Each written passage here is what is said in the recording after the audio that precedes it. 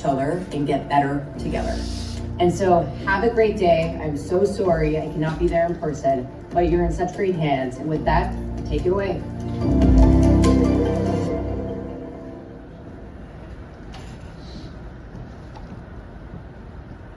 All right, welcome to Cloudflare Immerse 2026. So great having all of you here. So first, let me say thank you for spending this afternoon with us. That means the world to myself and the rest of the Cloudflare team.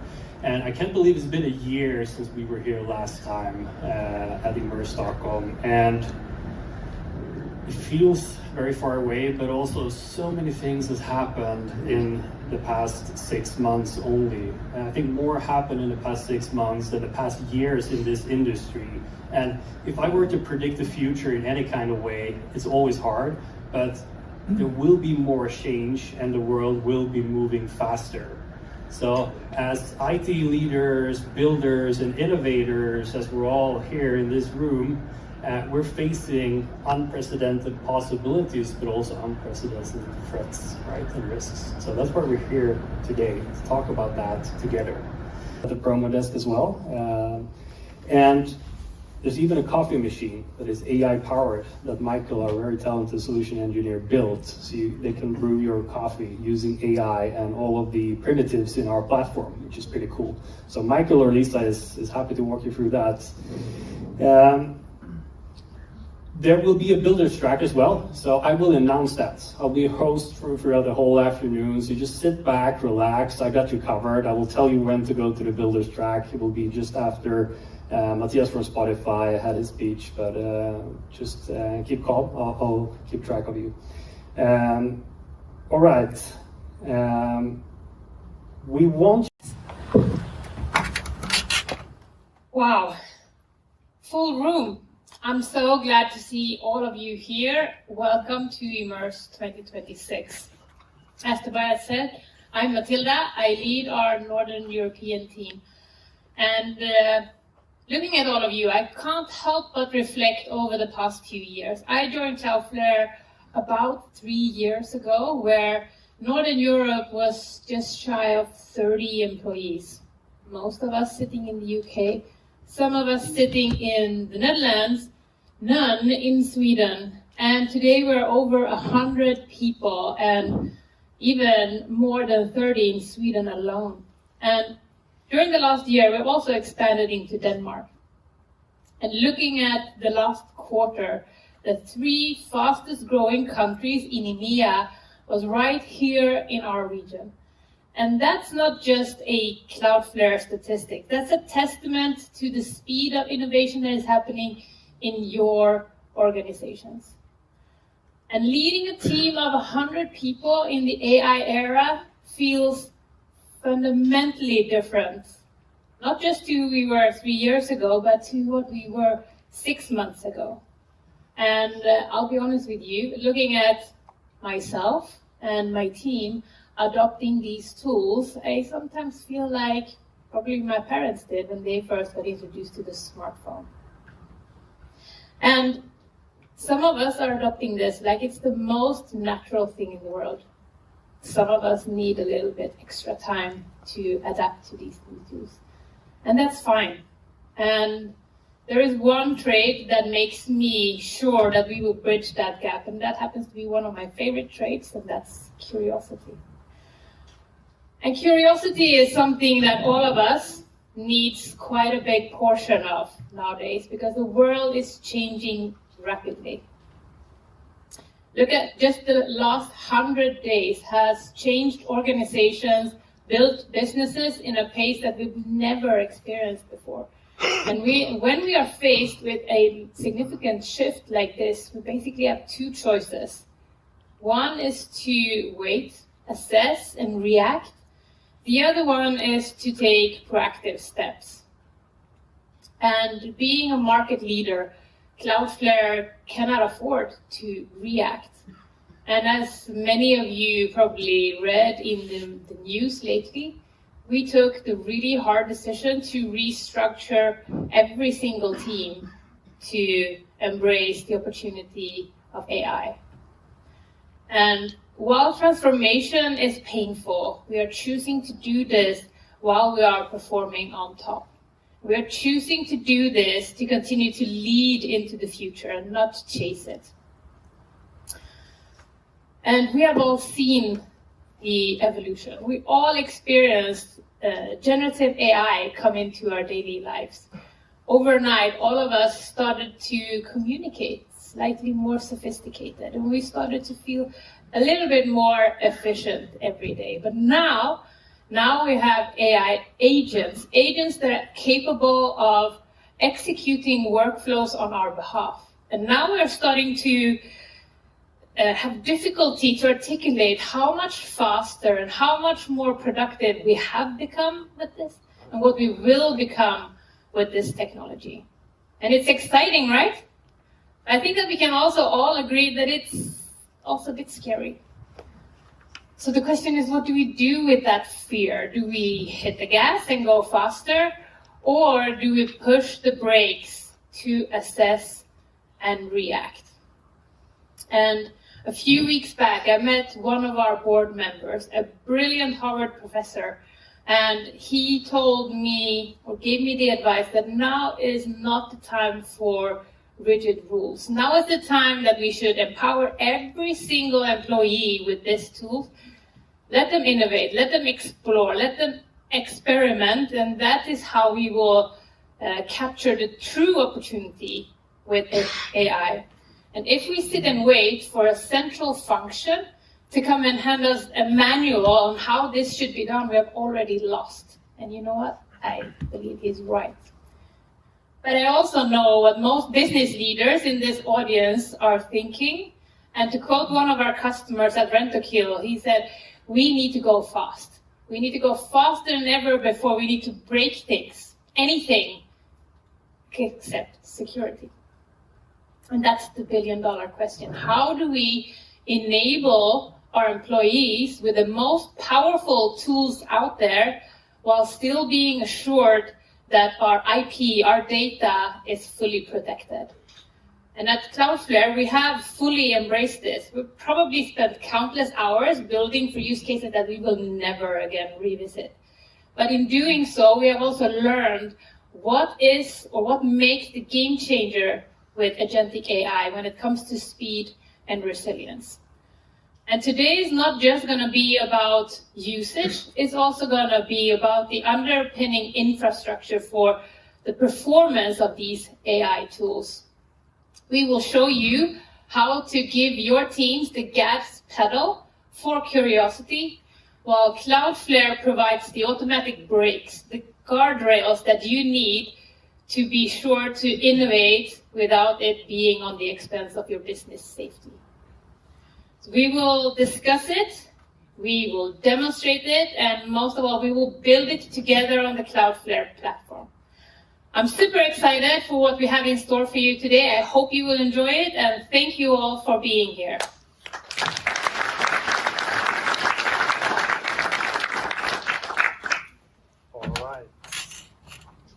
Thanks a lot, Matilda. That was a very nice segue into our next speaker. So talking about building secure by default, we have our product manager for application security, Daniela Molteni.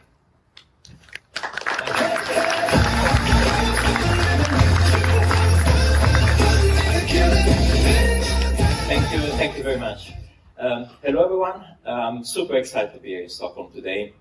I actually, the Nordics in general is a very sweet spot in my heart. I spent 1 year between Helsinki and Stockholm at the beginning of my career, working for one of the mobile manufacturer, you can guess which one. And it was a great time. Love the nature, love the weather here, the people, but also something that really struck me back then, and I continue seeing throughout the years, is your passion for technology and the way you adopt technology very early on, right? So it's undeniable you are innovators, and probably in the world is probably the second. I've read some statistic that this patch of land is the second most innovative area in the world after Silicon Valley, and for sure you're leading the way in Europe. I remember seeing a statistics that between 2020 and 2021, Sweden was the first nation in cloud technology adoption. Like 70% of your companies was already adopting cloud services back then, 6 years ago. And I think this, of course, is what's happening today with AI. So we're seeing a lot of adoption, and I believe this is probably where in Europe we're seeing the most early adopters. So I'm going to be guilty of talking about AI a lot in this presentation, so forgive me. But I'm going to try to give you very practical use cases and what we see and why we're building certain products.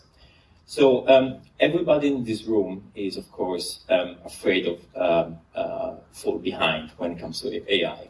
And I think this is true across the organization. So if you take employees in your finance department, or engineers, or probably even C-level people, they are afraid of the age of AI. They know there's a big opportunity, but they also, how do we make the most of it, right?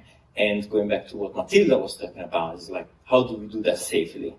And at Cloudflare, we believe we can be the platform that gives this superpower to all the companies out there. So we can give you a platform where you can use to leverage AI to unlock innovation with your organization, but doing that in a secure way. Housekeeping, again, before I jump and I dive into the topic, if you have any questions, scan the QR code, and then at the end we're gonna address some of this. Great, okay, let's, from a very high level perspective, what's the challenge here? So leadership in most companies, or companies adopting cloud and AI, they're pushing for AI adoption. You should use AI, be more efficient, do more with less, right? But of course, this comes with challenges. So very on the surface, you get things like runway inference. So you might run a lot of LLMs, and then this of course comes with a cost, which could kill your IT budget if you don't keep an eye on it. Unsecure AI code, you might develop code and just ship it to production without proper review process. And this is, of course, a big source of problems. I was on a call with some market analysts, one of the leading firm in the market analysts, and they showed me a graph, and they showed me how better AI is becoming at creating syntactically good code, but the speed at which the AI is creating secure code is not keeping up. It's not as fast as creating beautiful code. And we should be aware of this, right? So great to create code, but where does it leave us in terms of security? And then the third one is of course, integration. How to integrate models, LLMs with data and other systems we have in our company. And this is a source of course, of risks that we need to manage and we need to fully understand. And of course, we all have seen the journey here. So we started from a chat bot, essentially. You could ask questions, and then you get nice answers, very useful. And then in few months or years, we went to active agents, right? So agents can perform actions in production, can change code, and then we're basically moving from more what's a user policy, and so trying to put guardrails on how to use a chatbot, to actually runtime protection of this thing, right? And this thing is also evolving as we speak, as we're building. And if you are in the security organization of your company, then you are faced with almost an impossible dilemma. So on one hand, you get this technology that gives you like 10 times faster productivity in certain areas, like shipping code, automate workflows across the company. And then on the other hand, you get exposure to risks. And the risks here, of course, are a number. You probably have seen this already 1,000 times. Shadow AI, agents with excessive permission, and LLMs being affected by prompt injection. So how do you solve this problem? You don't want to restrict innovation, but at the same time, you want to make sure you have the system in place to secure your organization. So it's moving to more from, again, from deciding what's the policy around the use of a single tool, you're actually moving to more an operating model change. How do you operate your company and your people, or you introduce models for operation that are secure by default, and of course unlock innovation? So we have the same problem at Cloudflare. So if we look inside our company, we found 4 main use cases that we run into every day with our own company and people that needs to be solved. And this is what we are tackling right now. The majority of products you see out there, we speak about, fall under those 4 umbrellas. And we hope, and we want to hear from our customer if this resonates with you as well. And this is actually what we are seeing in the market. So the first one is about securing workforce using LLMs in Gen AI. So think about it like normal employee interacting with LLMs. The second one is how do you govern and control agents? And again, this is more about you creating an agent and making sure they have access to the right data. They have an identity profile you can control, and also making sure you have audit trail of what's happening. The third one is about building AI and building AI apps and AI agents. So we need a platform where you can create those agents, deploy those agents quickly and again securely. And then the fourth use case is about protecting chatbots or AI apps. So you might have, for example, an e-commerce site. You create a chatbot, a support chatbot. You want to make sure that that LLM cannot be manipulated by visitors and users. So in the next few minutes, we're going to go through 3 of the main personas and use cases for those applications. So the first one is about Sally. So Sally is a person in finance, a colleague in finance. She's a citizen developer, what is called citizen developer. So someone who doesn't have the proper, or she doesn't have a background in computer science or in software development, but still can create code. Then we're going to talk about Alex, who is the experimenter. So he's in sales and marketing. He has a more technical background, and he is very into workflow, creating AI workflows. And then finally, we're going to talk with Harry, which is the builder, he's the engineer. He's the person who is leveraging agents to ship code faster. So in all three cases, what's happening is that in your company, probably, you have people doing exactly this, right? But the problem from a security perspective is that you don't have visibility on what's happening, on what tools they're using, what data they're accessing, and what's the end, the effect and the impact of their actions. Okay, let's start from Sally. Sally, again, she's in the finance team. She's perhaps you're one of the oldest employees. She has 20 years of experience. She's solid. She can do her job, like create dashboards and analyze finance data. But then the CEO has a mandate across the company. Everybody should use AI. Everybody should become more efficient.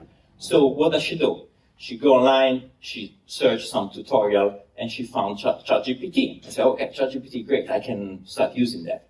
And also she finds out she can upload a file, a spreadsheet, and ChatGPT can create dashboards for her.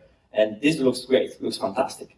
So all of a sudden, she's just uploading that file, and she's just, like, all your information about, for example, payroll for your company is already automatically in some models out there, running out there. So what's the risk here? Of course, you get all financial information like payroll, financial report, employee records, they're all leaked directly into one of the LLMs. And maybe, okay, ChatGPT maybe has some guardrails, but maybe she stumbled on an unsanctioned model, which is quite dodgy, and perhaps this data actually gets leaked and get used somewhere.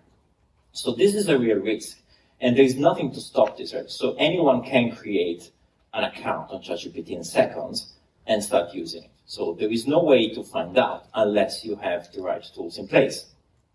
So the way we approach this, of course, in Cloudflare, is a kind of a three-steps process. So the first one is to detect shadow AI. So with our Cloudflare One product, you can inspect all traffic from your employees. We can detect when there is an LLM traffic, and we can provide the visibility back to you on what teams are using and what tools those teams are using, right? So visibility is the first key to solving this problem. The second one is about identifying what tools are being used. Are they sanctioned tools or not? Is ChatGPT accepted within your organization, or perhaps you would rather use something else? And then the third one is to nudge this employee to actually use the right tools for the job. So again, if you have one model provider you want those employees to use and to rely on, that's the right place where you can provide that information. And again, in this space, we're going to discuss it throughout the day. We have a number of products you can use. Our AI Gateway, our MCP portal, or also the ability to create those agents yourself. Great. Let's jump to the second use case. So let's meet Alex. Alex is in sales and marketing, is very into experimenting. And what he does is just he creates agents and workflows. And so he wants to know what are the deals that are hotter. And he wants to create a dashboard. So he connects their CRM, like let's say Salesforce, to an agent, which scrapes the information from the CRM and creates those beautiful dashboards. This is fantastic. This works like a charm. The problem, of course, is that your CRM tools, like Salesforce, contains a lot of sensitive data. And perhaps you're familiar with the Salesloft hack of last year, where basically secrets were stolen from Salesforce. You might include your support ticketing system there. So by giving the agent access to your Salesforce instance, you're actually giving a lot more information than just the deals in flight. And of course, Alex doesn't know this because he's just vibe coded that. So again, there is a risk here that if you don't have the right tools and control in place, you cannot govern the behavior of those employees. And so while you're going to from a place where you're using third-party tools and vibe coding to a place where you can control what tools those employees are using. And again, in this space, we'll discuss it later. We have a number of solutions, including Vibe SDK, where you can vibe code your agents within the Cloudflare infrastructure. They run on containers, and they run like isolated, so they don't have access to information that are not supposed to reach, and then also MCP server portals, where we can enforce authentication, filtering, and logging of all the actions of those agents. So you create a proper audit trail of all the interactions of the agents with your data. Okay, let's move to the third use case. So Harry is an engineer.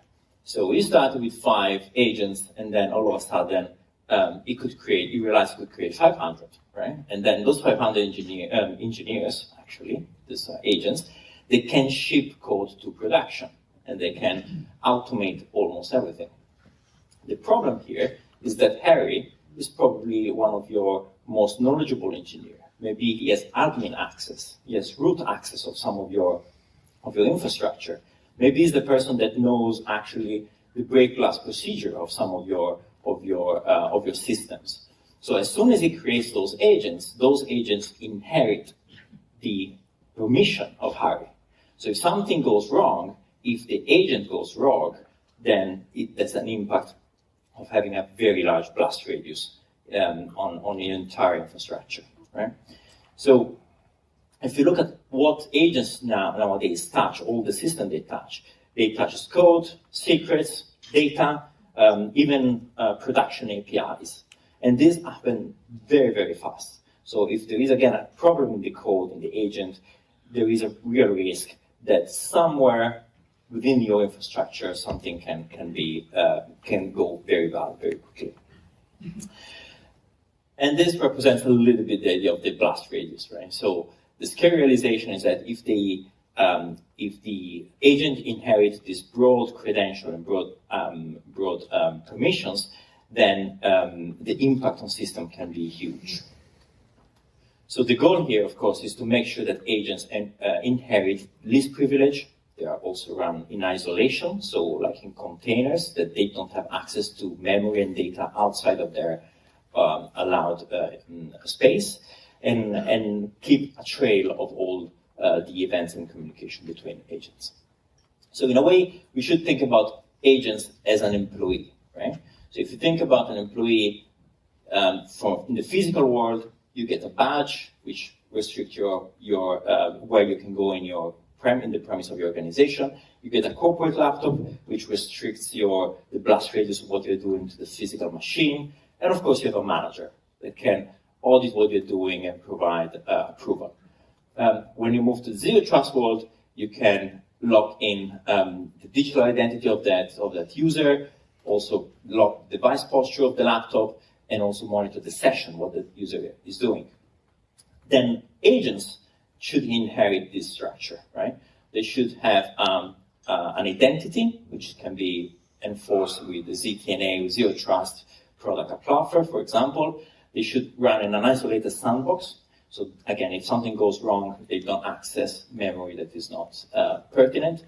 And then the third one is about observability and control. So you need to be able to deploy guardrails and logging on all the interaction of the agents with the outside world. And this is what we can do with today's technology.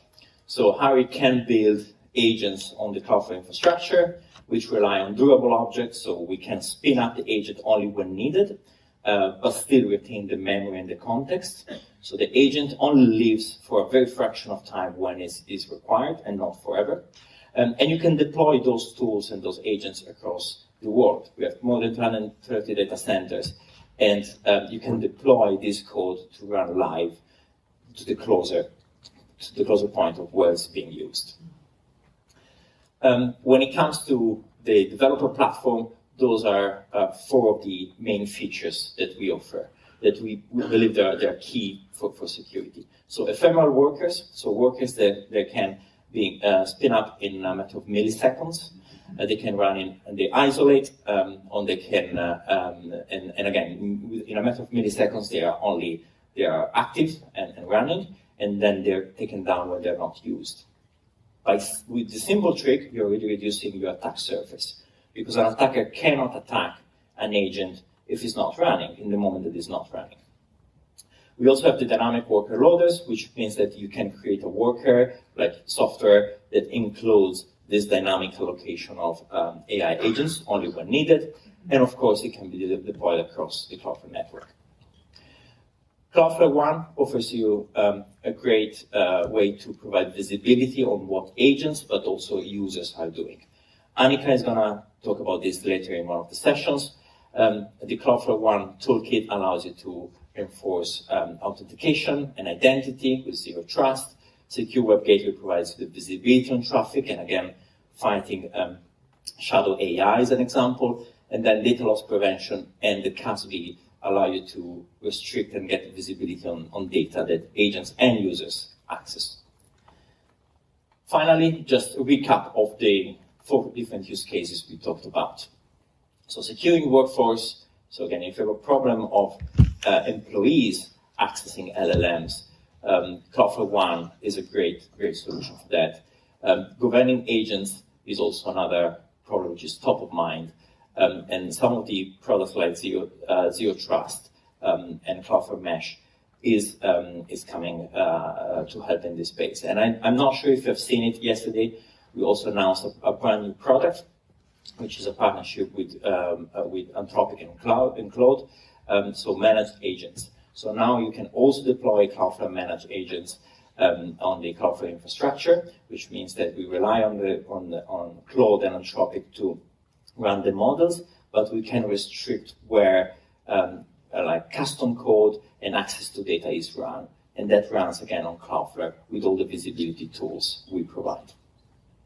And finally, the last 2 use cases, build securely with AI. We have an agent SDK and Sandbox SDK, which allows you to create agents and workflows directly on Cloudflare. Everything is containerized and everything runs on our network. And finally, the last use case about protecting LLMs. If you have applications, like customer-facing application on the internet, that they contain prompts and LLMs, we also have toolkits included in our WAF, which allows you to protect against prompt injection, jailbreaking, or loss of sensitive data. Great. I'm at the end, so thank you very much for the attention. I hope this was informative. I'm very excited for the next sessions, and I'll pass it back to Tobias for any questions. We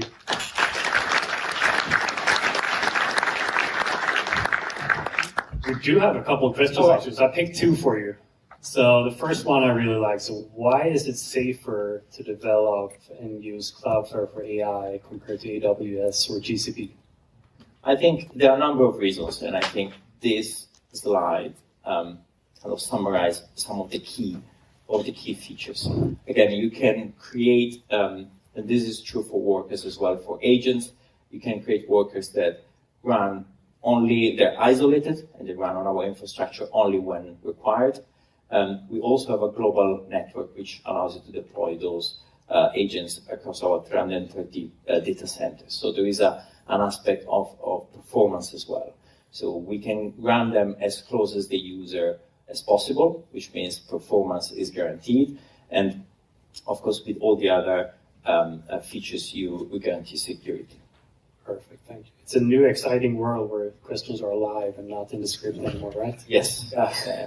Let's pick one more. Yes. Does Cloudflare provide an alternative to ChatGPT or sanitizes the way the AI instances query and the use?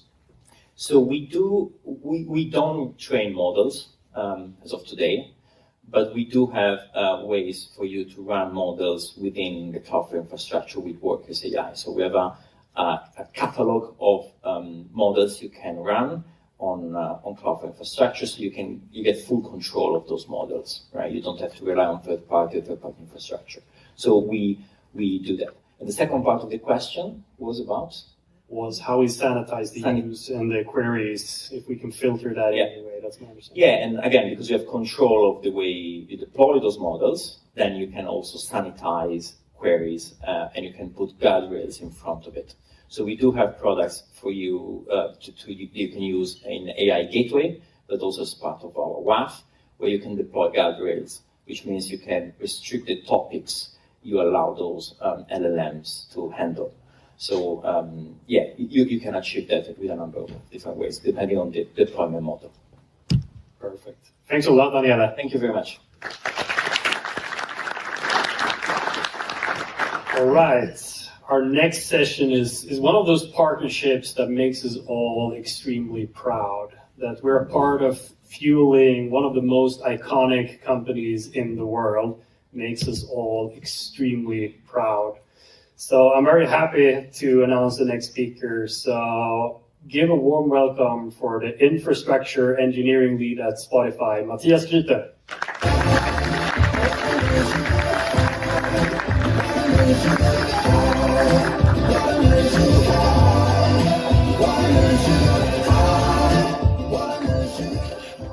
Thank you, Tobias.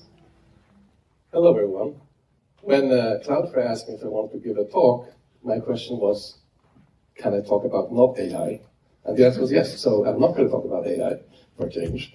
I'm excited about AI, don't get me wrong, but it's also good to talk about everything else we do. So, what I want to talk about is how we at Spotify use CDN. CDN is something I really care about. It's something that we all know and love, and we kind of forget about because it just works. To start with, let's look at that number. In the title, 750 million, that's our number of monthly active users.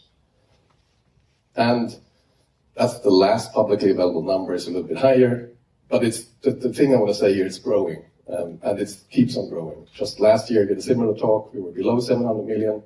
It's a lot of people.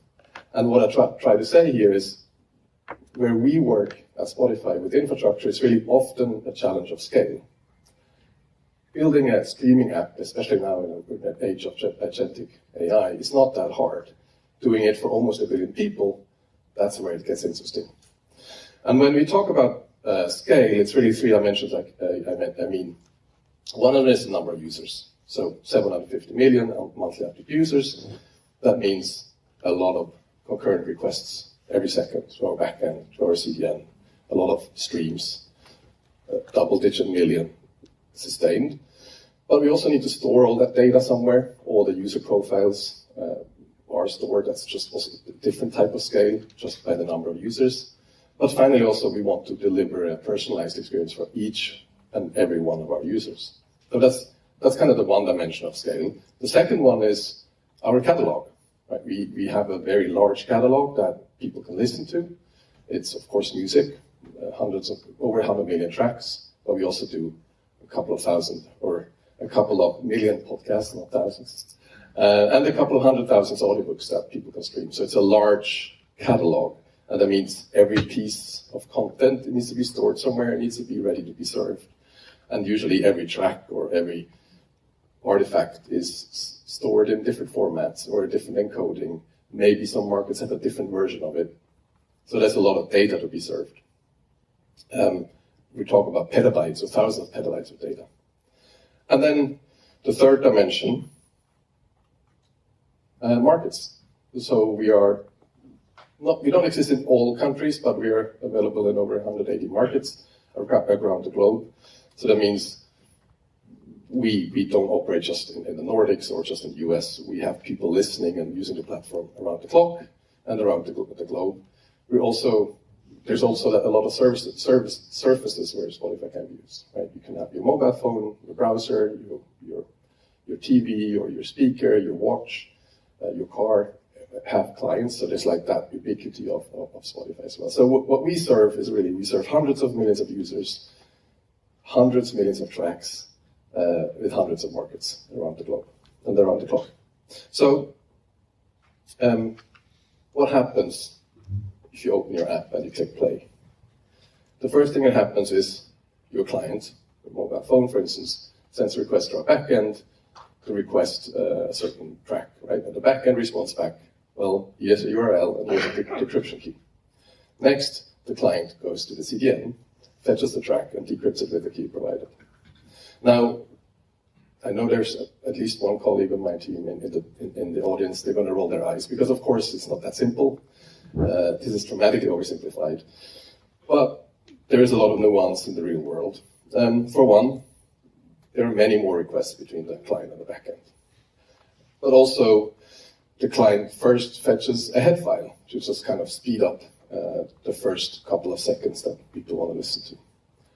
But also maybe the client or the user wants to skip forward and backwards. Maybe they want to enable lyrics, or maybe they want to browse some metadata about the song while they listen, and so on. So there might be a user who might want to join a jam from a friend, or maybe they want to, God forbid, connect to their connected speaker at the same time as they're listening. So there's a lot of things happening all the time, and that's supposed to be looked that way.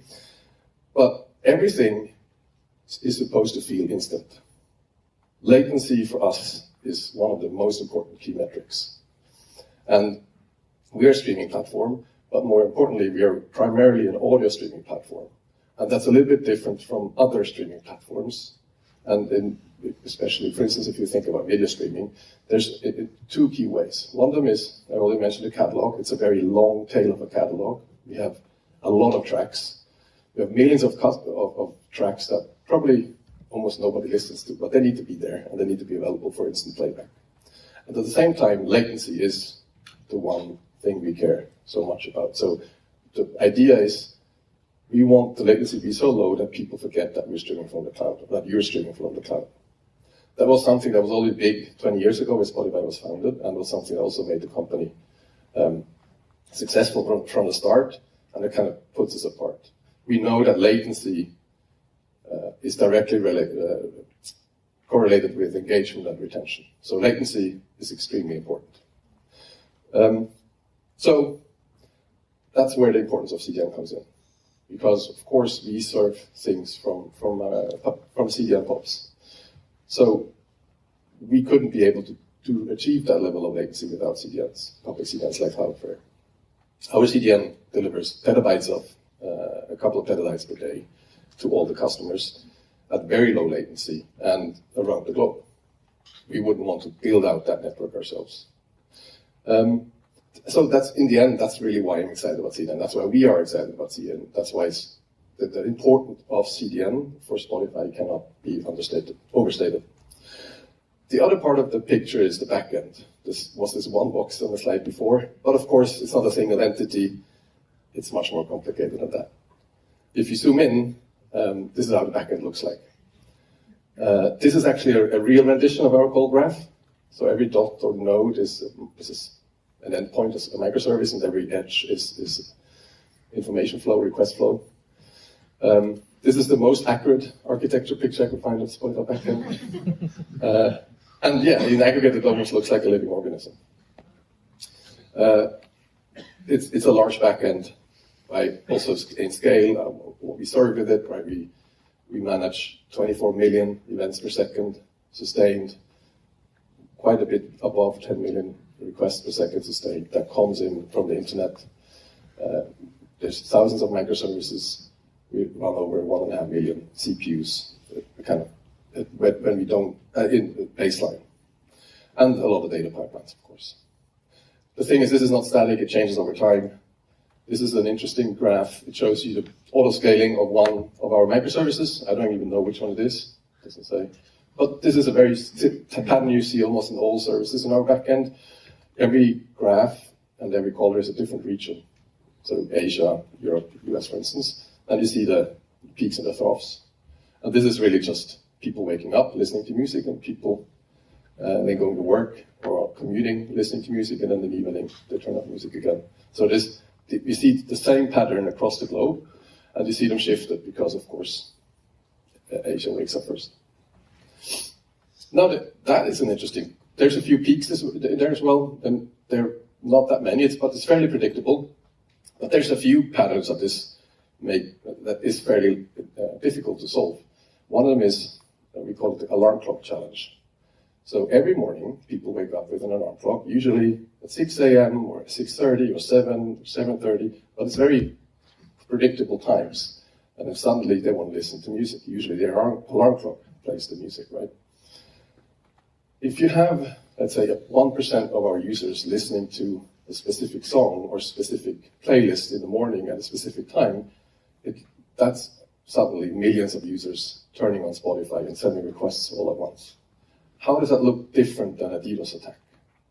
It's really the same, right? We're talking dozens of millions of requests suddenly searching in one region. So that's an interesting problem to solve engineering-wise. And that's where we kind of get into the protection world of things, and how do we protect ourselves from DDoS? Because we don't want our infrastructure to fail over when we have an alarm clock event. The CDN doesn't have an issue with that, they could just absorb that latest traffic, but the backend might not be able to scale. At the same time, we do want to prevent real DDoS attacks. So that's where we work closely also with our vendors, with our, like Cloudflare, to understand what's bad traffic, what's healthy traffic, and how do we protect ourselves. Of course, also, apart from just serving media on our CDN, we also use CDN in a more classical way. We have web apps, web pages like the sign-up page or campaign pages that use CDN just to cache the web artifacts as well. And that is a little bit different because there's a lot of teams building those smaller apps and they need CDN configured for their web apps. And that poses a different type of challenge of scale. It's more of an organizational scale. Like how do we manage the many dozens or hundreds of teams that want to stand up a CDN centrally? And that brings me to the other piece here is platform engineering. In the end, we pride ourselves that we want to empower teams to work autonomously. In the past, that worked fairly well. And it still works fairly well. The problem is, though, if you do that and optimize for speed, you end up with dozens of implementations of a certain tech stack. Everybody has a certain CDN set up, and maybe even teams have their own vendor engagements. So that doesn't really work at scale anymore. So fast forward a couple of years, what we do today, we still believe in autonomy, but we also need to figure out how we get alignment in place. So how do we do that? It's really finding the right balance. We don't want to mandate people what to use. We want to encourage them to use the right thing. So it's really about making the right choice the easy choice. It's more the carrot instead of the stick. And this is where the platform group comes in. And my team is part of the platform group at Spotify. And this is the purple box on top there. Basically, we sit between vendors and our engineers, and we try to kind of codify best patterns and defaults for everyone. Ultimately, finding the right balance between kind of the self-service freedom that we can provide, while also keeping the cognitive load for everyone as low as possible, is really requires that we in platform need to understand what our developers need and what their use cases are. It's really if you think about it, it's product leadership. And to me, the product approach to infrastructure, that is what platform engineering is. I would say it's an evolution from organizational types like DevOps or infrastructure teams with a product layer on top. So that's where we operate. As I mentioned, we sit between vendors and the Spotify engineers. We use Google Cloud for as our main cloud provider, except for CDNs. That's where we use other vendors like Cloudflare.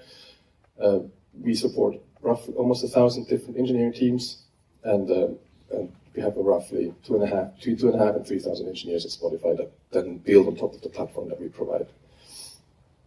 And we've been doing this for a while. Things like how can we migrate technology and stacks across the fleet for everyone centrally? How can we optimize cloud spend for everyone? So those are the levers that a platform team can create for an organization. And of course, I do need to point out to Backstage, that's our kind of single pane of glass, the internal developer portal that we expose everything through. This was open sourced a few years ago by Spotify. We also have a managed solution called Portal. So we do use Backstage to kind of funnel everybody through their use that whenever they want to engage with the platform, they do that through Backstage. In the past, I had this slide, which is, let's say a user wants to create a CDN for their web page. They go to Backstage, create it through a form. Nowadays, that's not really true probably anymore because they use Cloud to create that. But it's still true that we have an MCP gateway connected to Backstage, and the skills that we provide uses the right tools to create a CDN. And under the hood then, they don't need to care if it's Cloudflare or somebody else. That's us in platform that decides. So our engineers, they don't necessarily go in and use Cloudflare specific configuration or some other vendor-specific configuration. We set those templates and defaults, and they just tell us where they have their bucket of origin, what location they want it to be deployed in, and what their endpoint and DNS record should look like, and then we take care of the rest and make sure that that works. You see it mentions golden path. This is like a signal that we send that if you use this choice, you're on the protected or the supported track. If we ever change anything under the hood, we take care of that migration. People are still free to do something else. And hopefully this is the most easiest way for people to use the platform. Yeah, so going back to CDN, what does the future hold? Of course, we intend to grow more, and every kind of incremental add of a couple of million every quarter, or 50 million or 100 million, that does make things more interesting, right? Things suddenly start to break in different ways, but that's also only really possible with CDN. But it will have an impact on our CDN footprint. Of course, latency will still remains key, and we will keep on focusing on latency. We will keep pushing Cloudflare to be even more efficient, to help us bring down the latency even more, really to kind of stay in that 250 millisecond latency budget. But there's also other things that we're looking into now is what if a big piece of the latency is not about how quickly the CDN can stream, it's really the round trip and back to the backend. So what if we didn't have to do that? What if we cached some of those things at the edge? We do a lot of caching in the backend, but even better, what if we didn't have any call into the backend? It's fairly theoretical at the moment, and we're not really sure how that would look like and how we would manage to get there. But that's some ideas that we have, because suddenly then we could cut the whole kind of branch of latency and make the experience even better, at the same time also saving money. So there's some of those optimization opportunities that we're looking into together with our vendors and teams, but that under the hood will not be visible to the customer apart from it being just low latency experience. Yeah, so really, how can we get rid of that all of yarn or make it simpler? What will be visible to customers, of course, is new features. We still develop new features. There's just a few examples from the last year. And some of those drive CDN usage more than others. More notably, of course, is lossless. We launched lossless playback late last year, I believe it was. And that, of course, massively increases the dependency on CDN. Right? We need to push many more bytes to our users. And this is, I think, the fact that we can launch something as technically complex as lossless without any hiccups, that is why we remain excited about CDN.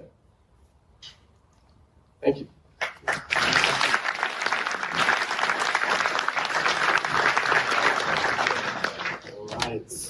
Thanks a lot, Matthias.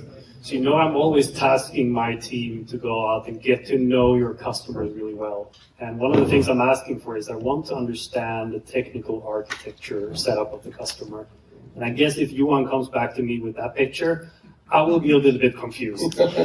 So we have a couple of questions from the audience that is really good. So let me just read. So one of the questions was around lossless.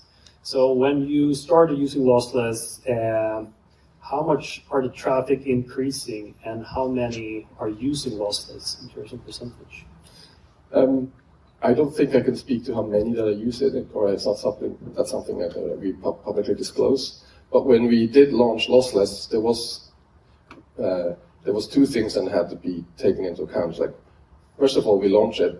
We don't know how many people would actually use it, like how big of a cohort of our premium users actually care.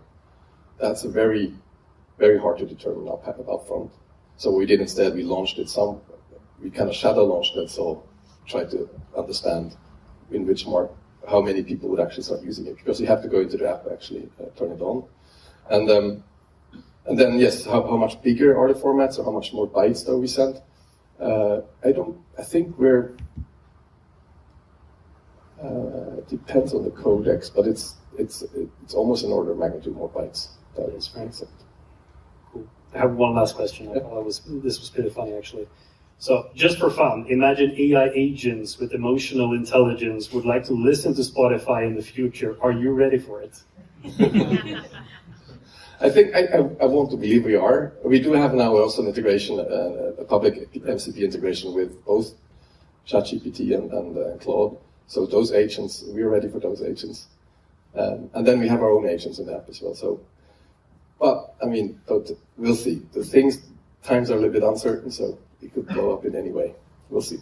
Awesome. Just hold on 1 second. I have a little bit of a gift for you. You can't leave the stage without some nice swag, right? So, huge thank you for joining us today and great speech. Thanks a lot.